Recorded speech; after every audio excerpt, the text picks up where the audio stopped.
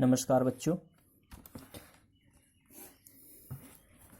दूसरी जो periodic properties है उसको लेकर के मैं फिर से हाजिर हुआ हूँ। और तो चलिए स्टार्ट करते हैं। सेकंड जो है हमने पीरियोडिक प्रॉपर्टीज़ ली हुई है आयोनाइजेशन पोटेंशियल। तो जैसा कि डेफिनेशन में हमने लिखा हुआ है कि what is the ionization potential. तो ये क्या होता है कि minimum amount of energy required to remove an electron from outermost cell of an isolated gaseous atom is called ionization potential। तो कहने का मतलब ये है कि जो गैसीय परमाणु है उससे उसके आउटर मोस्ट सेल से एक इलेक्ट्रॉन रिमूव करने के लिए आवश्यक एनर्जी की मात्रा कहलाती है आयोनाइजेशन पोटेंशियल। ठीक है बच्चों। तो कहने का मतलब हुआ कि आउटर मोस्ट सेल से एक इलेक्ट्रॉन निकालने में जितनी ऊर्जा की आवश्यकता होती है, ज़रूरत होती है, उसे हम आयोनाइजेशन पोटेंशियल कहते हैं। और इसे किससे डिनोटेड करते हैं? IP से जनरली डिनोटेड करते हैं। किससे करते हैं? Ionization potential. I4 हो गया आयोनाइजेशन, P4 हो गया पोटेंशियल। जनरली इसको आयोनाइजेशन एनर्जी भी कह देते हैं। तो चलिए इसको हमने यहाँ पर फॉर्मूले के तौर पर लिखा हुआ है। जैसे कोई आइसोलेटेड गैसियस एटम है, गैस G डिनोट करता है गैसियस स्टेट को, और ये कोई भी एटम हो गया। ये एनर्जी, इसमें जो एनर्जी आप सप्लाई करते हैं, एनर्जी सप्लाई करने के बाद ये एक इलेक्ट्रॉन निकल जाता है, और जैसे ही इलेक्ट्रॉन निकलता है तो ये कैटायन बन जाता है। इलेक्ट्रॉन निकलने में ये जो एनर्जी जो रिक्वायर्ड एनर्जी है, इसी को आप कहते हैं आयोनाइजेशन पोटेंशियल। तो इसको आपने कर दिया आयोनाइजेशन पोटेंशियल है। ठीक है बेटा। और ये रिक्वायर्ड एनर्जी जो होती है इसको किस में डिनोट करते हैं? इलेक्ट्रॉन वोल्ट या किलो जूल पर मोल। ठीक है बच्चों। अच्छा, अब ये है यहाँ पर कॉन्सेप्ट कि मान लीजिए आपने पहला इलेक्ट्रॉन निकाला। ठीक है। तो पहले इलेक्ट्रॉन निकालने पर जो एनर्जी ज़रूरत पड़ी, यहाँ पर रिक्वायर्ड हुई, उसको हमने कहा फर्स्ट आयोनाइजेशन पोटेंशियल। तो फर्स्ट IP को आपने यहाँ पर लिख दिया, ये फर्स्ट आयोनाइजेशन पोटेंशियल है। इसी तरह से अगेन अगर हमने दूसरा किया सक्सीसिव, तो इसमें ये जो है सेकंड आयोनाइजेशन पोटेंशियल हो जाएगा। आप इसको क्या कह देंगे? IP सेकंड कह देंगे। इसी तरह से आगे भी चलता जाएगा तो क्या हो जाएगा? IP3, IP4, इस तरह से। तो अब हम यहाँ पर देखेंगे कि जो फर्स्ट आयोनाइजेशन पोटेंशियल होता है वो always less than second ionization potential. तो हमने यहाँ पर IP2, IP1, IP2 और IP3 एंड सो ऑन, इस तरह से होता जाएगा। इसका मतलब क्या हुआ कि फर्स्ट यानी कि जो सक्सीसिव आयोनाइजेशन पोटेंशियल होता है always greater than former ionization potential. तो पहले वाला हो गया, ये बाद वाला हो गया, उससे बाद वाला ये हो गया। यानी कि बाद वाला जो आयोनाइजेशन पोटेंशियल होता है वो पहले वाले आयोनाइजेशन पोटेंशियल से क्या होता है? ज़्यादा होता है। ठीक है। तो आप इस तरह से सवाल कर सकते हैं। ठीक है। सवाल इसमें किस तरह से आएंगे हम बाद में अभी डिस्कस करेंगे। अब सवाल इसमें अब हमें ये बताना है कि रीजन इसका क्या होता है। ठीक है। जैसे हमने कहा कि IP फर्स्ट यानी कि ionization potential is less than IP2, या ऐसा कहने हैं कि second ionisation potential is greater then first ionization potential. तो रीजन क्या है? यानी कि एक ही एटम था और उसी में से एक ही सेम एटम था और उससे एक इलेक्ट्रॉन आपने निकाला, तो आयोनाइजेशन फर्स्ट, दोबारा उसी से निकाला तो IP2 सेकंड, उसको ज़्यादा लगेगा। तो इसमें क्या होता है? इसका जो रीजन है न्यूक्लियर चार्ज है। क्या है? Nuclear charge. क्योंकि ऐसा क्यों होता है? न्यूक्लियर चार्ज क्या होता है? इंक्रीज होता है due to increase in nuclear charge. ठीक है। तो न्यूक्लियर चार्ज बढ़ने से सेकंड आयोनाइजेशन पोटेंशियल यानी कि सक्सेसिव आयोनाइजेशन पोटेंशियल क्या होता जाता है? ज़्यादा होता जाता है। तो इसी तरह से ये इसका मेन कॉन्सेप्ट है। क्योंकि जो आगे वाला आयोनाइजेशन पोटेंशियल वो ज़्यादा क्यों होता है? क्योंकि इलेक्ट्रॉन निकलने के बाद जो पॉजिटिव स्पीसीज बचती है उसका जो है इफेक्ट न्यूक्लियर चार्ज बढ़ जाता है, इसलिए फिर अगेन इलेक्ट्रॉन निकालने के लिए उसमें और अधिक एनर्जी की ज़रूरत होती है। तो कहने इसका कॉन्सेप्ट क्या हुआ कि जो है न्यूक्लियर चार्ज बढ़ जाता है, इसलिए जो है successive ionization potential is greater than former ionization potential. ठीक है बच्चों। अब हम जो है इसमें कुछ इस तरह से हमने बताएंगे कि पीरियड्स में और ग्रुप में क्या होता है। ठीक है।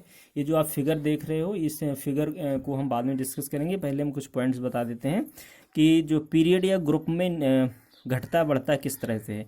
तो ionization potential increases with increase, ये इंक्रीज का साइन हमने बनाया हुआ है, इन न्यूक्लियर चार्ज, यानी कि नाभिकीय आवेश बढ़ने पर आईपी क्या हो जाता है, बढ़ जाता है। तो सिंपल सा है, न्यूक्लियर चार्ज बढ़ेगा यानी कि पॉजिटिव चार्ज बढ़ेगा तो आयोनाइजेशन पोटेंशियल बढ़ जाएगा। ठीक है बच्चों। फिर IP decreases with increase of atomic size, size क्या हो जाएगा, अगर साइज बढ़ता है, ठीक है, तो आईपी हो जाएगा, घट जाएगा। तो क्योंकि आप साइज बढ़ने पर इफेक्टिव न्यूक्लियर चार्ज तो बढ़ता है, लेकिन जो है जैसा कि हम पहले कह रहे थे कि जो है सेल डिस्टेंस बढ़ जाएगी, न्यूक्लियर से आउटर मोस्ट सेल की डिस्टेंस बढ़ जाएगी, और इसलिए जो है वो जो आउटर मोस्ट सेल का जो इलेक्ट्रॉन है वो इलेक्ट्रॉन टाइटली बॉन्डेड नहीं होगा। इसलिए कह सकते हैं हम कि ionization potential decreases with increase of atomic size. अच्छा बच्चों, अगली बात हम बताएंगे कि आयोनाइजेशन पोटेंशियल जो होता है वो relatively higher for half filled and completely filled subshell. तो आयोनाइजेशन पोटेंशियल यदि हाफ फील्ड है सबसेल तो उसके लिए ज़्यादा होता है, और फुल फील्ड के लिए भी ज़्यादा होता है। ठीक है। अगला जनरली होता यह है कि ionization potential generally increases along in a period, period में जाने पर क्या होता है, बढ़ता है। क्यों? क्योंकि न्यूक्लियर चार्ज बढ़ता है। ठीक है बच्चों, न्यूक्लियर चार्ज की ही इसमें कॉन्सेप्ट है।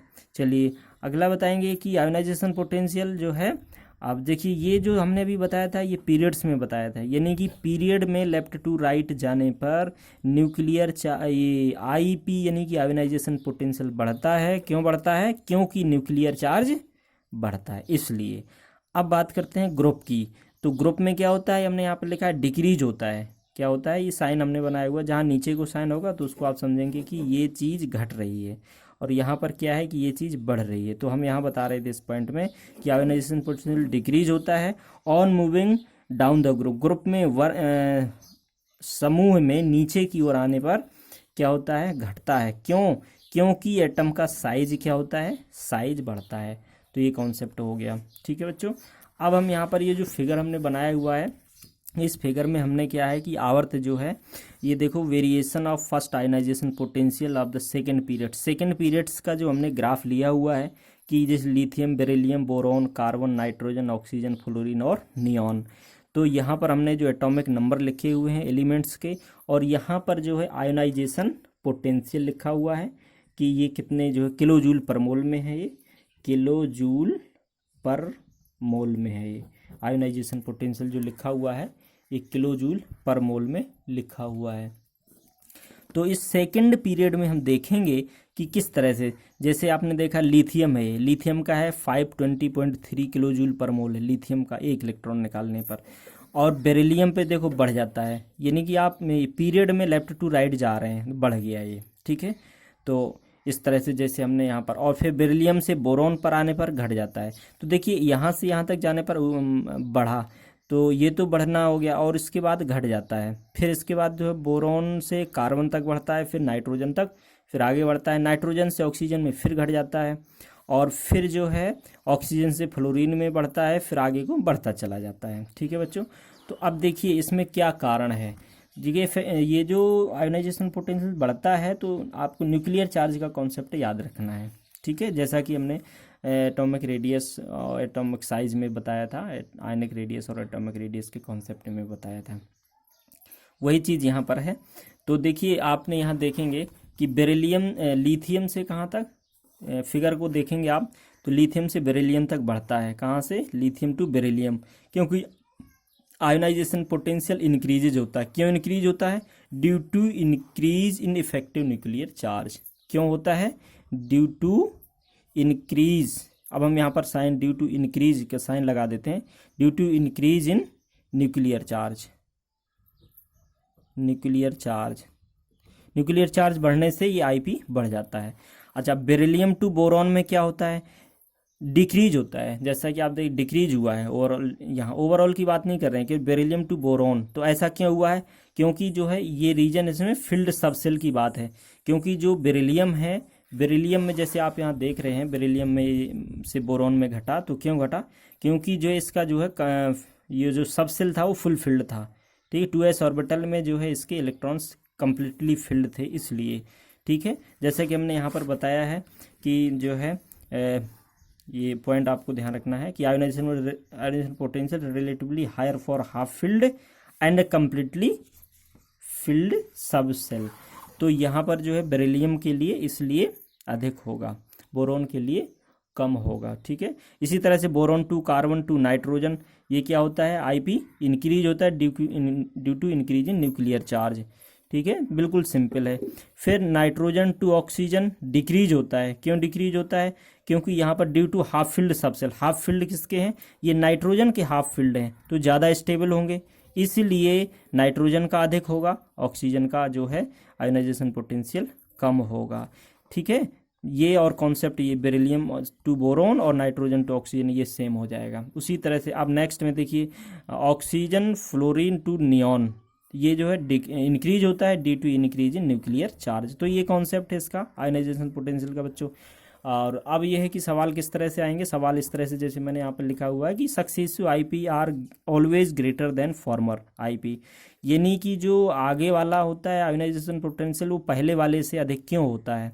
ठीक है, या इस तरह से लिख करके आ जाए कि एक्सप्लेन करिए IP2 is greater then IP1 और IP3 is greater then IP2Y। तो इन सभी का आंसर क्या है, न्यूक्लियर चार्ज, क्योंकि इसका न्यूक्लियर चार्ज क्या होगा, ज़्यादा हो जाएगा। ठीक है, तो इसमें न्यूक्लियर चार्ज का रीजन है, इसलिए IP2 जो है अधिक होगा IP1 से, या IP3 अधिक होगा IP2 से। ठीक है बच्चों, तो इस तरह से ये आप, मुझे उम्मीद है कि ये वीडियो में इसमें आपको जो आयोनाइजेशन पोटेंशियल का कॉन्सेप्ट क्लियर हो गया होगा। ठीक है बच्चों, अब नेक्स्ट वीडियो में नेक्स्ट आयोनाइजेशन उसमें पीरियोडिक प्रॉपर्टीज़ के साथ मैं फिर आपसे मिलता हूँ, और तब तक के लिए नमस्कार, थैंक यू सो मच।